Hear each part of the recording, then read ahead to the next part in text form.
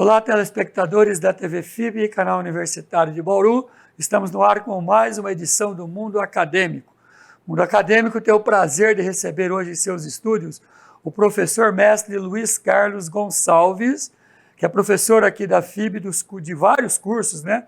Dentre eles o curso de Administração, Ciências Contábeis, Engenharia de Produção. Luiz, obrigado pela sua presença, por ter aceito o nosso convite para estar aqui pela primeira vez, né? Pelo menos aqui no Mundo Acadêmico, para estar partilhando conosco um pouco do seu conhecimento, um pouco de alguns assuntos inerentes às suas disciplinas. Carolina, eu que agradeço a oportunidade e é sempre um prazer poder falar um pouquinho além daquilo que nós falamos em sala de aula. É isso aí. Fique conosco, voltamos já já.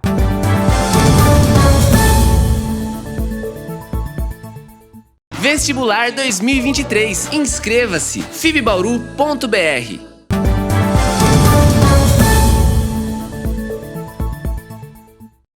Estamos de volta com o Mundo Acadêmico, hoje recebendo o professor mestre Luiz Carlos Gonçalves, professor dos nossos cursos aqui de graduação da FIB. Luiz, mais uma vez obrigado pela sua presença. E o Luiz leciona algumas disciplinas fundamentais nos nossos cursos aqui da FIB, dentre eles o curso de Administração, Ciências Contábeis, Engenharia de Produção. Hoje a gente vai comentar, Luiz, o conteúdo, destacar alguns conteúdos dessas disciplinas. E nós selecionamos algumas delas, né?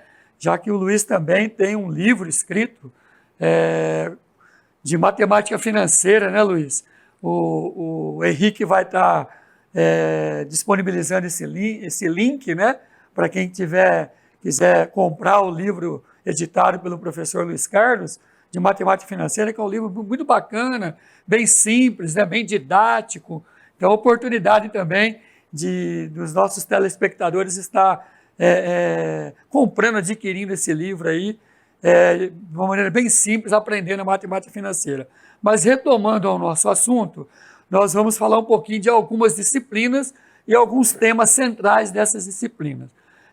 Dentre as disciplinas que nós selecionamos, Luiz, Administração Financeira Orçamentária, Finanças Corporativas, a Matemática Financeira e Análise de Investimentos, e também, por último, análise das demonstrações financeiras. Ou seja, são disciplinas bem práticas, disciplinas que o aluno ele começa efetivamente a botar a mão na massa naquilo que efetivamente ele vai ter que desempenhar lá no dia a dia dele, seja como contador, seja como administrador ou como engenheiro de produção, que são os principais cursos que você leciona. Então, eu queria começar, Luiz, com você falando sobre administração financeira orçamentária. Qual é o semestre que você leciona essa disciplina e que você destacasse um ou dois conteúdos e vamos abrir esses conteúdos aí e explicar para o nosso telespectador. Bem, a administração financeira e orçamentária, nós trabalhamos no segundo semestre do segundo ano. No primeiro ano, eles têm a matemática financeira, que é a base para alguns assuntos que nós trataremos lá. Na administração financeira, eu sempre deixo muito claro para o aluno que a empresa é, acima de tudo, um investimento. Então, quando nós nos deparamos, né, com uma empresa para administrar, nós temos que entender que nós estamos fazendo o quê? Nós estamos cuidando de um capital que foi empregado e que precisa ser multiplicado. Então, aí, eu tento deixar muito claro para os alunos que qualquer viés ideológico que ele deixe interferir nesse processo acaba não sendo uma coisa muito boa no resultado. Então, essa é uma preocupação que eu tenho. E todos os semestres eu vou falando isso para os alunos, repetindo esse mantra. A empresa é um investimento. É um investimento por excelência que nós temos na nossa sociedade. Luiz, o que você destacaria em termos de conteúdo, né? Que sirva também para quem está nos assistindo, seja pessoa física ou jurídica, que você trata com os alunos, já do segundo ano, né?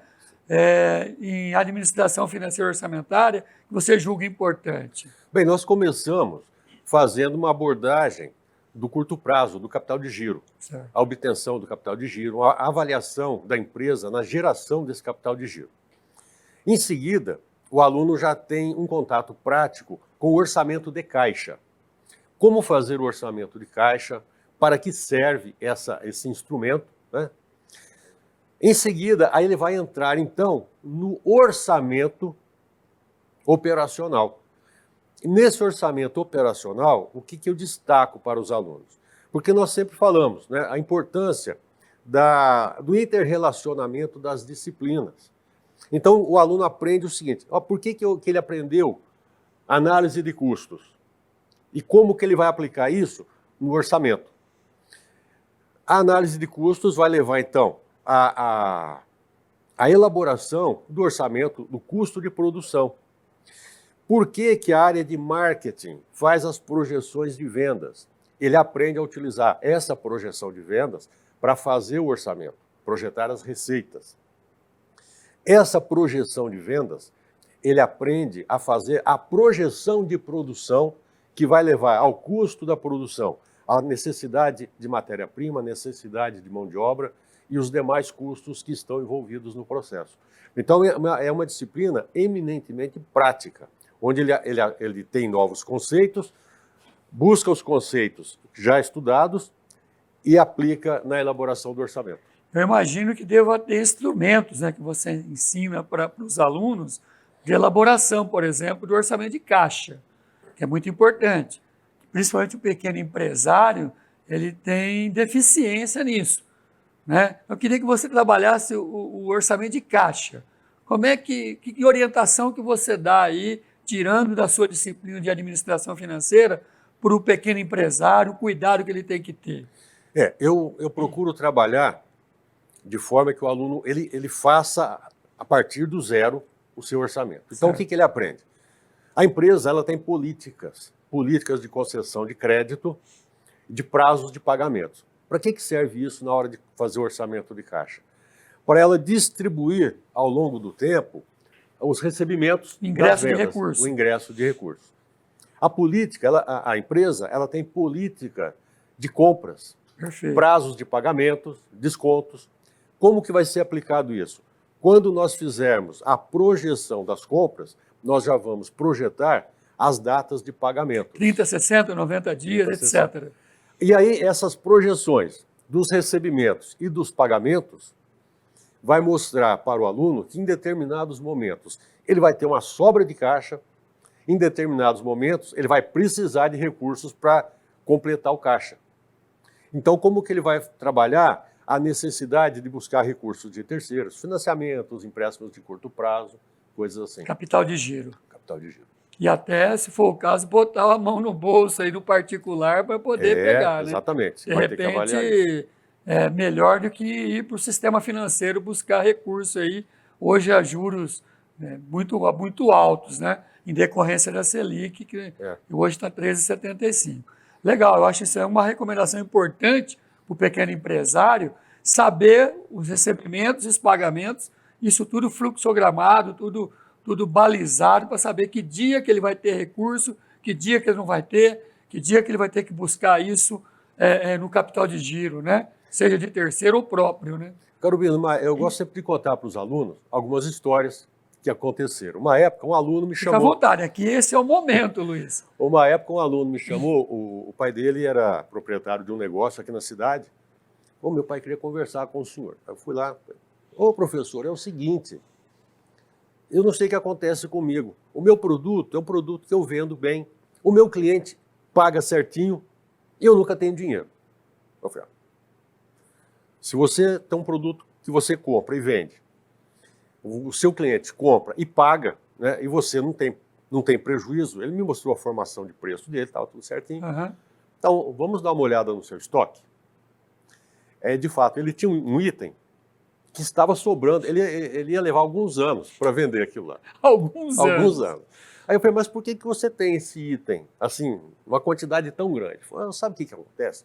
O vendedor vem aqui, a gente tem uma política de camaradagem. Ele me faz algumas concessões, aí ele precisa vender esse produto, então eu compro. Aí eu mostrei para ele, olha, o dinheiro que está faltando no seu caixa Aqui. é o que está aqui no seu Tá no estoque. Aí ele ficou meio assustado. Aí nós fizemos ali uma avaliação, ele fez uma queima desse estoque. Em 15 dias ele zerou o estoque. O caixa dele ficou bonito. Ele falou, olha, agora recuperei o meu caixa. Então eu falei, olha, deixa o emocional de lado, né? Alguma reciprocidade, claro, em algum certo nível a gente tem, mas você não pode comprometer o seu capital de giro. Perfeito, perfeito. E isso acontece muito, né, Luiz? Acontece frequentemente. E principalmente, você vê, isso influencia diretamente no dinheiro, no recurso, no fluxo de dinheiro, que ele vai tomar fora, vai pagar juro e o dinheiro está lá está dormindo no estoque. Dele. A gente fala muito em sala de aula sobre isso, né? O administrador tem que cuidar do estoque mínimo, né? Manter o estoque necessário para poder atender a sua clientela no curto, médio e longo prazo, né, Luiz? Ótimo esse exemplo. Ô, Luiz, saindo da administração financeira orçamentária, você falou de matemática financeira. Vamos trazer a matemática financeira, que agora também se trata análise de investimento junto. Sim. Né? Da mesma maneira, seleciona algum ponto importante da matemática financeira que vai ser base, que é base, na verdade, para os alunos em administração financeira, finanças corporativas, que é importante ele conhecer. Carubina, a matemática financeira, a preocupação fundamental da matemática financeira é estudar o valor do dinheiro no tempo. Quando nós falamos isso em sala de aula, ou quando nós falamos no geral, as pessoas sempre relacionam essa questão do valor com inflação. Então eu sempre deixo muito claro para os alunos, olha, quando nós tratarmos essa questão do valor do dinheiro, vamos fazer de conta que não existe inflação. Mesmo que a inflação seja zero, R$1 hoje, ele tem um valor diferente de ontem e um valor diferente de amanhã. Por quê? Nós temos a tal da taxa de juros, que influencia. E aí eu trabalho com eles, na linha do tempo, mostrando o seguinte, como que nós fazemos para essa avaliação. E aí ele aprende, né, que quando nós vamos comprar um equipamento, fazer um investimento, nós temos que comparar aquele recurso que está sendo investido e as entradas de caixa que se darão ao longo do tempo. Então nós temos que trazer esses valores para comparar tudo aquilo que o investimento vai proporcionar de entrada de caixa com aquilo que saiu. Para nós, quando nós estivermos naquele momento em condições de comparar esses valores, saber se nós estamos recebendo mais ou menos do que nós pagamos. E aí nós vamos decidir se fazemos ou não o investimento. E eu conto para eles uma outra experiência, bem no meu quando eu era estagiário. Fui trabalhar, fazer um estágio em uma empresa em Ribeirão Preto. A empresa já não estava muito bem, era uma indústria metalúrgica. E os donos da empresa foram para a Espanha e encontraram lá uma máquina que fazia porcas, né? Era um aparelho interessante para a época, porque jogava-se as porquinhas lá e a máquina terminava, fazia todo o processo, fazia a rosca, fazia o acabamento. Compraram 2 máquinas. Eu fiquei 1 ano nessa empresa, eu só vi essa máquina funcionando uma manhã, uma delas. Ou seja, não se fez essa avaliação. E essa empresa, em algum tempo depois, ela fechou as portas. Por quê? Era capital aplicado indevidamente, esses equipamentos não eram utilizados, mas estavam sendo depreciados. Então chegou o momento de utilizá-los, já não serviam mais. Então foi um dinheiro jogado fora, literalmente. Então eu chamo a atenção deles. Essas ferramentas, essas metodologias que eles aprendem, todas elas têm aplicação direta no dia a dia da empresa. Ô Luiz, e quando qual a relação que você faz quando você trata de análise de investimentos, né, com a matemática financeira? Então, o nosso foco principal é as finanças corporativas. Então, o aluno vai aprender... Que é uma outra disciplina, né? A finança corporativa está dentro da administração financeira, tá. Sim. Assim, no escopo do campo de atuação, tá. Né? E alguns autores chamam de administração financeira, outros chamam de finanças corporativas, mas estão ali envolvidas. Bom, ele aprende o seguinte, qualquer aquisição de longo prazo, né, que são os ativos imobilizados, que são os verdadeiros investimentos que se faz dentro da empresa, eles têm que ser avaliados se eles vão trazer esse capital de volta com mais algum ganho. Porque senão, o que nós estamos fazendo com o capital da empresa? Nós estamos, na verdade, descapitalizando a empresa. Então, quando nós fazemos a análise, nós percebemos se aquele investimento vai acrescentar alguma coisa ao patrimônio ou não. E eles aprendem, então, se eu tiver duas alternativas de investimento tecnicamente viáveis, como que eles fazem a avaliação de qual é economicamente viável ou inviável, se as duas forem viáveis, qual é a melhor alternativa. Luiz, e quais são os instrumentos que você avalia com eles, que eles aprendem com exercícios na prática, para poder apurar essa viabilidade econômica financeira? Eles aprendem o método do valor presente líquido, Legal. que é um dos métodos mais utilizados. VPL, né? O famoso VPL. Né? Eles aprendem a avaliar pela taxa interna de retorno, que é a TIR. A TIR. Eles aprendem o payback descontado, que é o retorno do capital, em quanto tempo vai se dar o retorno desse capital que foi investido. Né? Até aquele momento não tem lucro, a partir dali tem, então é outra forma de avaliar. Basicamente, nós usamos... E eles fazem exercício mesmo em sala de aula? Eles fazem avaliação, nós passamos algumas situações para eles, concretas, e eles fazem a avaliação. Isso é importantíssimo para o administrador, para o gestor da produção, né, principalmente, saber a máquina que comprou lá, se aquela máquina é viável, a partir de que tempo ela tem que começar a dar resultado para a empresa, né? Exatamente. E amarra naquilo que você falou, né?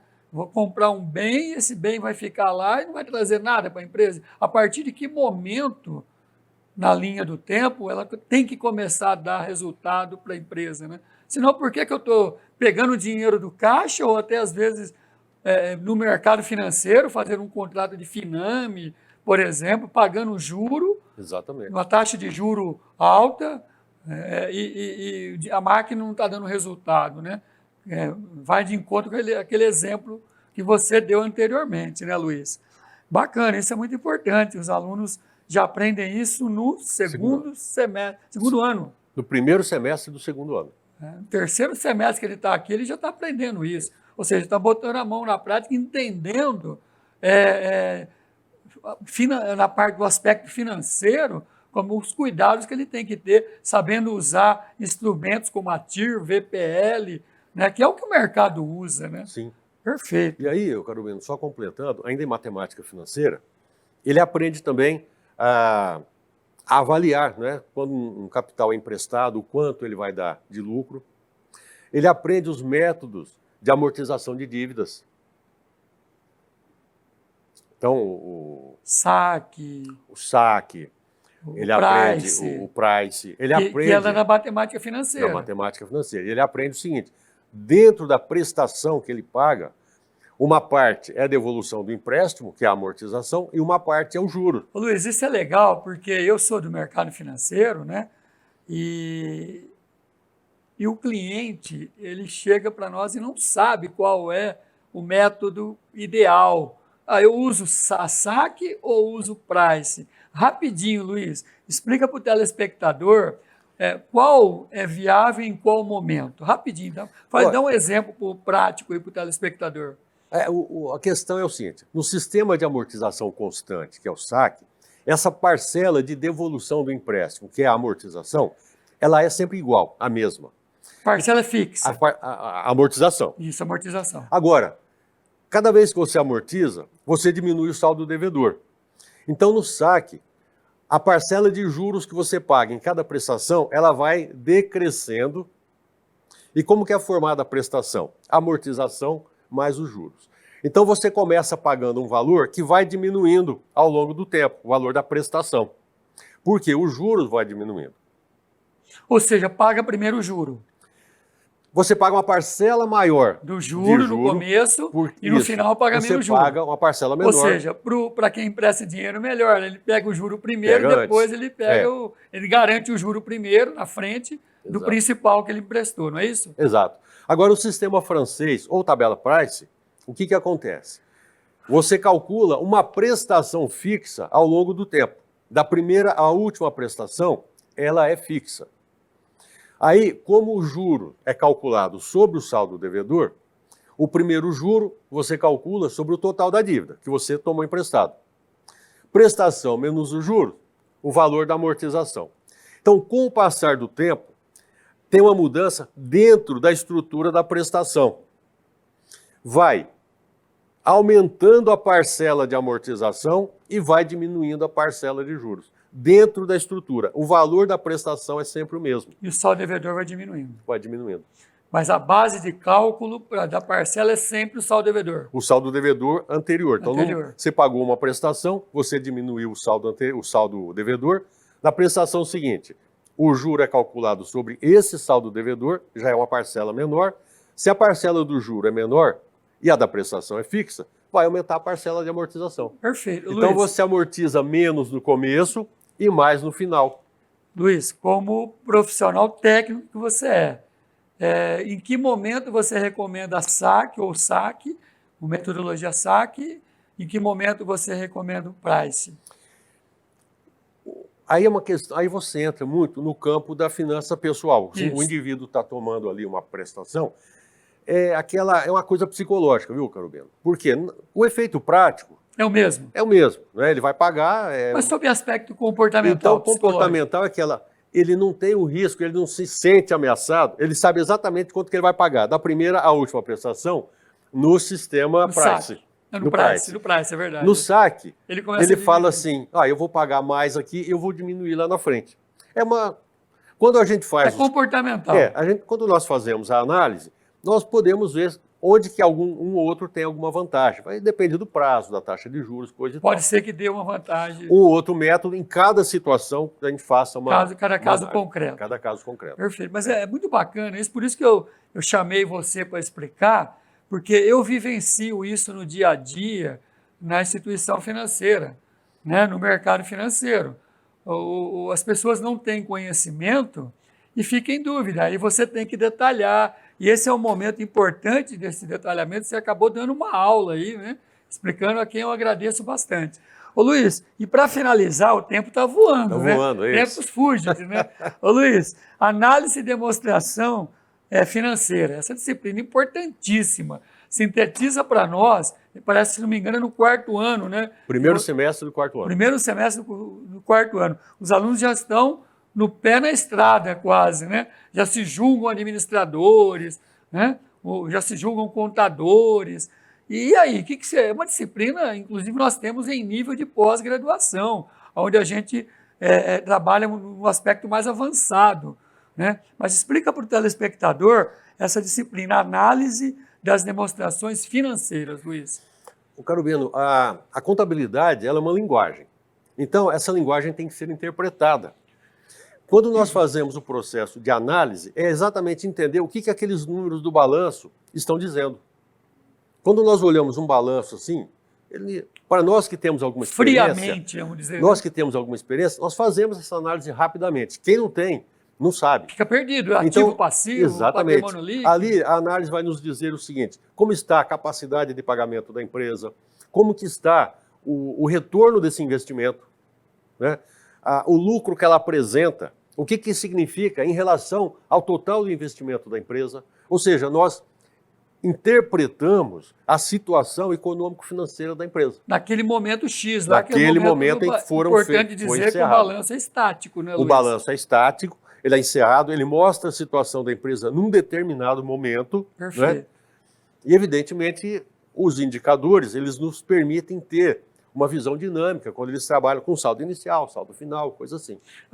As instituições financeiras analisam muito isso para fazer análise de escoragem, de score, para concessão de crédito. Sim, né? Sim. Dá um exemplo, por exemplo, do endividamento. Pega-se o quê, divide pelo o quê, bater o olho. Quem está nos assistindo, eu estou com o balanço aqui na mão. Dá um exemplo de alguns indicadores que, batendo o olho, já dá para você ver. Por exemplo, nós temos o ativo e nós temos o passivo. Perfeito. Né? O ativo é o investimento total da empresa. Então, os bens e direitos. Os bens e direitos. Como que nós financiamos esse ativo? Ele está no lado onde nós temos o passivo e o patrimônio líquido. Perfeito. O passivo, chamado de exigível, né, é o capital a parcela de capital de terceiros que compõe a empresa.